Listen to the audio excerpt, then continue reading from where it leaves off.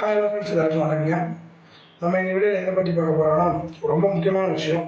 வேறு ஒன்றும் இல்லைங்க, ரத்த தானம் தான். தானத்திலே சிறந்ததான் ரத்த தானம்.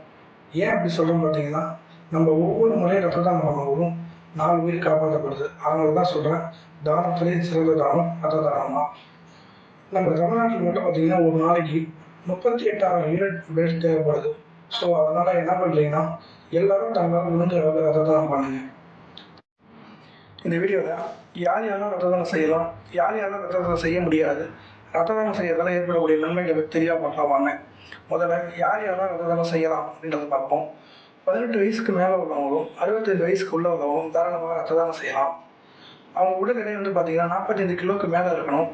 அவங்களோட ரத்த அழுத்தம் வந்து பார்த்தீங்கன்னா 80லேருந்து 120 ஆகும், 90லேருந்து 140 இருக்கணும். அவங்க உடல் வெப்பநிலை வந்து பார்த்திங்கன்னா சமச்சீராக இருக்கணும். ஆணாக இருந்தால் ஆண்டுக்கு 4 முறை, அதாவது 3 மாத இடைவெளியில் 4 முறை கொடுக்கலாம். பெண்ணாக இருந்தால் 3 முறை, அதாவது 4 மாத இடைவெளியில் 3 முறை கொடுக்கலாம். நம்ம கொடுக்கக்கூடிய ரத்தம் வந்து பார்த்திங்கன்னா 350 ml இருந்தால் முழு ரத்த அளவுன்னு சொல்கிறாங்க. அதுவே வந்து 450 ml இருந்தால் மூலப்பொருளாக பிரித்து வைக்கிறாங்க. அடுத்ததாக இந்த வீடியோவில் யார் யாரெல்லாம் ரத்த தானம் செய்ய முடியாததை பற்றி பார்ப்போம். இருதய நோயாளிகளும், கிட்னி நோய் சம்மந்தப்பட்ட நோயால் பாதிக்கப்பட்டவங்களும், சர்க்கரை நோயாளிகளும், குழந்தைங்களுக்கு பால் தரக்கூடிய தாய்மார்களும், கர்ப்பிணி பெண்களும் ரத்த தானம் செய்ய முடியாது.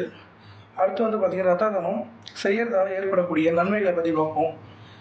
ரத்த தானம் செய்கிறவங்க தொடர்புடைய ரத்த கொடையாளிகளாக இருந்தால் அவங்களுக்கு இருதய நோய் வந்து பார்த்திங்கன்னா 85% வர்றது கம்மியாக இருக்குன்னு சொல்கிறாங்க. அதே போல் ரத்த புற்றுநோய், அதாவது கேன்சர் வந்து பார்த்திங்கன்னா 80% வர்றது குறைவுன்றாங்க. தொடர் ரத்த கொடையாளி இருந்தால் நரம்பு சம்மந்தப்பட்ட நோய்கள் அவங்களுக்கு வரதில்லை. ஸோ அதனால் எல்லாருமே அருகில் உள்ள ரத்த வங்கி அணுகி தங்களோட உடல் தகுதியை ஆய்வு செஞ்சு ரத்த தானம் செய்யுங்க. நான் ஏன் இதை பற்றி சொல்கிறேன் அப்படின்னு பார்த்தீங்கன்னா, நம்மளோட தமிழ்நாட்டில் வந்து பார்த்திங்கன்னா 7% பேர் மட்டும்தான் தொடர் ரத்த கொடையாளிகளாக இருக்கீங்க. ரத்தம் இல்லாமல் இருக்கிற உயிரிழப்பு வந்து பார்த்திங்கன்னா நம்ம தடுக்கணும்னா அந்த 7% பேர் வந்து பார்த்திங்கன்னா 14% மாறிச்சுன்னா ரத்தம் இல்லாமல் ஏற்படக்கூடிய உயிரிழப்பை தடுக்கலாங்க. நான் ஏன் சொல்கிறேன் அப்படின்னு பார்த்தீங்கன்னா, இதை நான் கிட்டத்தட்ட 5 முறை ரத்த தானம் செஞ்சுருக்கேன். நான் ஒவ்வொரு முறையும் ரத்த தானம் செய்யும் போதும் உடல் அளவிலும் மனதளவிலும் ரொம்ப சந்தோஷமாக இருக்கிறேன். எனக்கு உடல் ரொம்ப ஆரோக்கியமாக இருக்குது. நீங்கள் கொடுக்கக்கூடிய ரத்தமானது வந்து பார்த்திங்கன்னா 48 மணி நேரத்திலே உங்கள் உடலில் சுரக்கப்படுது. அதேமாதிரி உங்களோட ஹீமோகுளோபின் அளவும் பார்த்திங்கன்னா 2 வாரத்திலேயே உங்கள் உடலில் கிடச்சிருது. அதனால் யாரும் பயப்படாமல் ரத்த தானம் செய்யுங்க.